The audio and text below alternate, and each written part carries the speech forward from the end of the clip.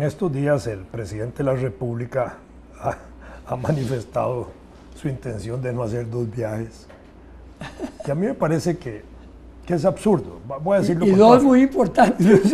Para empezar, son 2 importantes. Sí, qué raro. Y que es absurdo que él se deje presionar por la crítica que haya a su viajadera. Ya, al final de cuentas, uno puede entender que los viajes del presidente pueden ser importantes.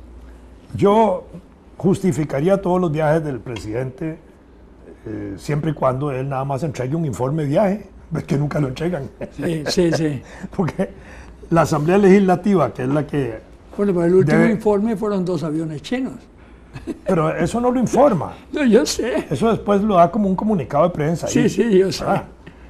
De cada viaje, porque el presidente tiene que mandar una nota a la Asamblea Legislativa diciendo voy a salir del país, en unos casos, cuando es a Centroamérica, y dejo al vicepresidente tal. Si es a otro país, creo que tiene que pedir la fórmula del permiso, que normalmente se da. Entonces, al regreso del viaje, el presidente debería entregar un informe detallado de su gira. Llegó a tal país, tuvo tal agenda de trabajo, de eso él espera esto y esto. Y esto trajo 2 avioncitos chinos, lo que usted quiera. Digo, perdón, ya no es permiso, es comunicar. Es comunicar, bueno, por eso. Usted comunica el resultado de su gira. Claro, que no hay. Gente desconoce, digamos, la importancia que puede tener un viaje de esos. Y especula. O la intensidad de trabajo que tuvo y la esperanza que eso pueda provocar. Si eso se diera, justificaría perfecto. El presidente no necesariamente tiene que estar ahí sentado en el solio presidencial todos los días. Podría estar en los aspectos internacionales que también le pueden producir importancia al país. En este caso, la cumbre iberoamericana y el otro viaje al oriente podrían ser importantes. Y me parece que con la situación de Venezuela, más aún, en el caso de la cumbre iberoamericana, el presidente debería Hoy lo dijo el canciller, que lo interrogó. Pero dijo que no iba a ir. Sí, dijo que es lamentable que no vaya. Sí, claro. El propio canciller dice que es lamentable. ¿Esa cumbre dónde va a ser? En Cartagena. En Cartagena. Ahí nomás, Ahí nomás. Sí, puede claro. ir, echa su discurso y se devuelve.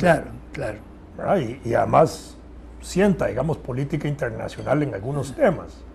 Me parece que en eso tenés razón. Yo no le criticaría los viajes de ningún modo. Es decir, me parece que son una cosa que no es singular en el ejercicio de la presidencia en estos tiempos. Y podría hacer muchas cosas dando órdenes desde el avión. Exactamente. O pidiendo información desde el avión.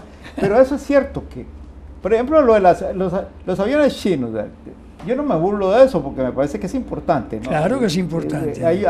Es un recurso que, por ejemplo, de Chinchona vimos que los helicópteros fueron importantes, vitales. Siempre murió mucha gente, pero uno dice, bueno, esas cosas, yo no me había enterado de que había habido esa donación. Me había parecido alegrado, como me alegró la otra que se informó de la visita a Obama. Son instrumentos detrás de nuestras fuerzas policiales y para la seguridad civil. Es una lástima que... yo creo que también ahí le falla el apoyo de información, que son muy incompetentes quienes lo acompañan en ese trabajo. No saben, exactamente, no saben divulgar. Es correcto. Debería buenos escribas. Pero además no saben ni explicar. Cuando es una cosa, dicen cada disparate y entonces le dicen al ministro, usted se calla, usted no habla más. Es una cosa que uno no entiende. Pero en fin. Y bueno, eso es parte del problema. Sin embargo, el hecho mismo de los viajes a mí no me inmuta. Sí. Yo casi estoy seguro de que el costo global de eso... Nada. Pues cualquier cosa. No es que sea chiquitillo, pero tampoco es como terrible, ¿verdad? Pero bueno. Y lo mismo yo diría de una vez, para decir cómo pienso yo, es que el presidente debiera viajar en primera. Claro. Que es lo menos que puede hacer. El que puso y no lo manden ahí en el asiento apretado de los otros. El que puso el mate ese de viajar. Eso es absurdo, realmente es absurdo. El turista fue a ver Pacheco. Yo Sí, no voy a eso es primera. absurdo. Claro que es absurdo. Es atentar contra su propia Yo siempre estatura. recuerdo como una anécdota La una salud, vez. contra la salud de una persona que necesita ser cuidada, porque a nadie le conviene que se enferme el presidente. Yo recuerdo una vez que yo viajaba a España desde aquí, cuando Iberia salía desde aquí a España, Iba a Sudamérica. y me monto yo en el avión, íbamos para Madrid, y me toca justamente a la par de Rodrigo Carazo, que había sido presidente de la República, ¿verdad? Ya había dejado de ser presidente en el 83. por Ibas ahí. en primera. No, en la corriente. ¿verdad? Bueno. Pero ya el avión estaba cerrado, listo para partir, y en eso se presenta el capitán de vuelo. Y entonces se le cuadra, señor presidente, expresidente, don Rodrigo, quiero decirle que lo invito a que se venga a la primera. Y entonces lo trasladó él a la primera. ¿verdad? Claro. Y entonces ya se monta en la primera, ya se fue a primera. Y yo entendí que aquello era un gesto lindísimo del capitán de vuelo. Sí, claro. ¿verdad? Un gesto de generosidad, de reconocimiento, además porque tenía campo seguro también para hacerlo. Sí, claro. Pero después me hizo más gracia porque ya en vuelo, ¿verdad? Fue un vuelo de 8 horas o 10 horas, ya no me acuerdo tanto, se me ocurre irlo a saludar y hablar algo con él porque éramos colegas en la universidad, éramos profesores de la misma cátedra, y me lo voy encontrando detrás del asiento de don Román Arrieta. Y don Román el monseñor se iba en primera con toda la pata. De manzanita. Y el presidente iba normalmente en su... El expresidente, en condición de expresidente, iba atrás, ¿verdad? No pagó primera, obviamente, pero lo pasaron adelante. Es que eso me recuerda a una anécdota personal totalmente insulsa. En una ocasión me tocó hacer algunos viajes muy seguidos. Y por casualidad, no me acuerdo en cuáles, me tocó al mismo tiempo que San Casimiro. Yo lo conocía sobre todo porque había sido párroco del Carmen, de la abuela. Y se caracterizaba porque ahí se hacían las misas más cortas de la provincia. Entonces había más llenazo. La liga, el hombre suspendió bastante antes para irse en moto para el estadio. Pero es que, Dave, nos saludábamos y vengo un día. Y, es el único Monseñor Santo. Esperemos. Y casi miro para el otro lado. Sí. Pero con las protecciones que ha dado. Sí, pero estoy en el aeropuerto Santa María despidiendo a una hija y me metí porque algo de esos problemas de última hora y estoy ahí en el departure hall, como dicen en Alajuela, y entonces se aparece Monseñor y me saluda y le dice: ¡Hey! A usted siempre me lo encuentro en los aeropuertos. Yo estaba de mozote esta vez. Así que yo, con mucho respeto, no le dije nada, pero ya se imagina que lo que pensé, porque le claro. el SIWA. El SIWA. A propósito del aeropuerto, grave lo que se ha dicho del aeropuerto, de las escoltas privadas que se hacen para determinado tipo de funcionarios, al margen de migración y al margen de todo. Es decir, una organización privada que maneja el aeropuerto, ¿verdad? Como es el Aeropuerto Internacional Juan Santa María, tiene un grupo de gente que escolta a ciertos personajes de la vida privada o pública de Costa Rica sin que pasen por migración y sin que pasen por protocolo ni nada. Es decir, de pronto Fernando Durán Ayanegui, el rector, por ponerlo así, llega un grupito de gente por todo el proceso sin que le revisen maletas ni nada. Eso sí es grave. Bueno, te voy a decir una cosa, perdón.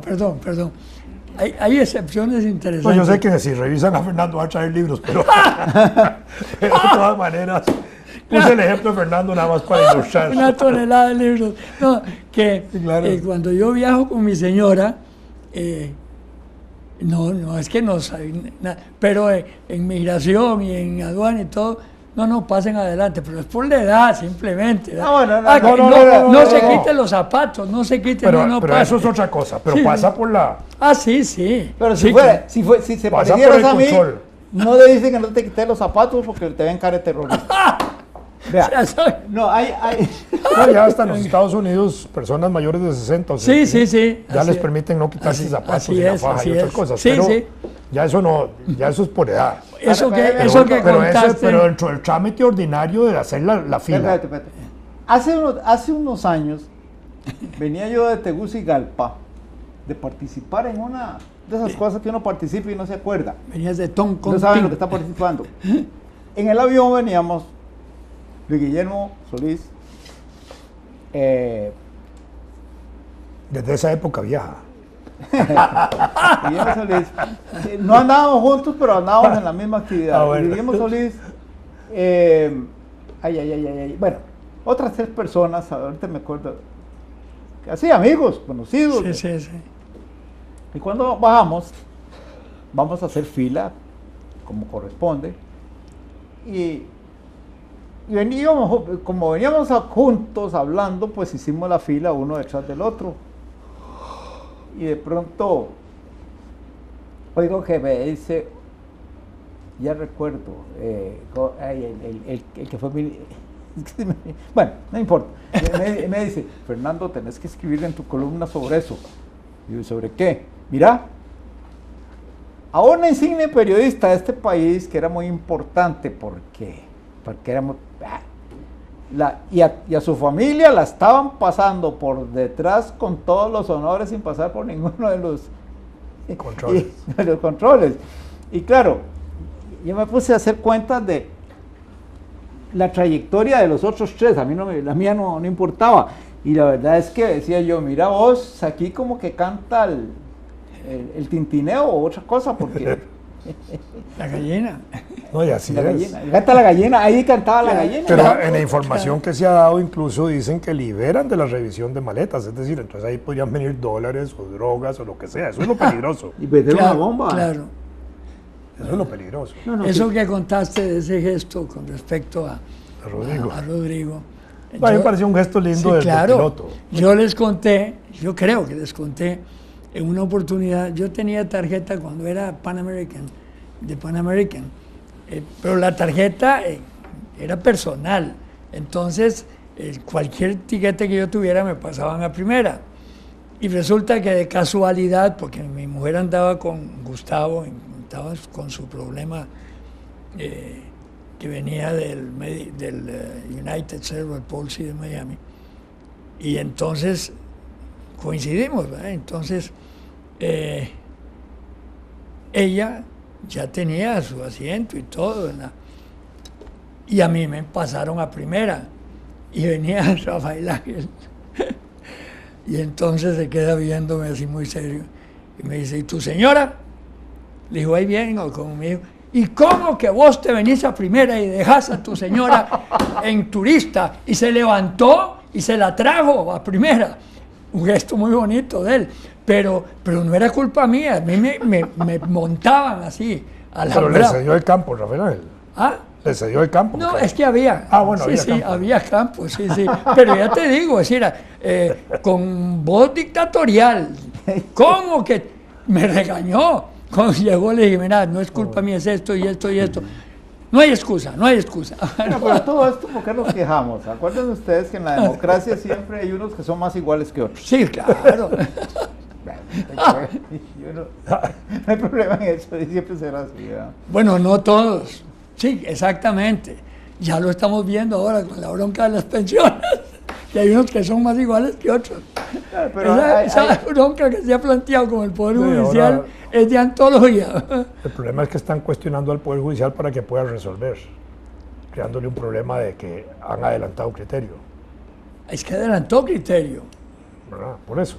Bueno, pero, ahora, ¿se puede judicial? Bueno, ella puede excusarse sí, en claro. el caso de la presidenta y poner a otro magistrado suplente en ejercicio para que no la acusen a ella en cualquier fallo, si ella tuviera que intervenir, ¿verdad? Sí.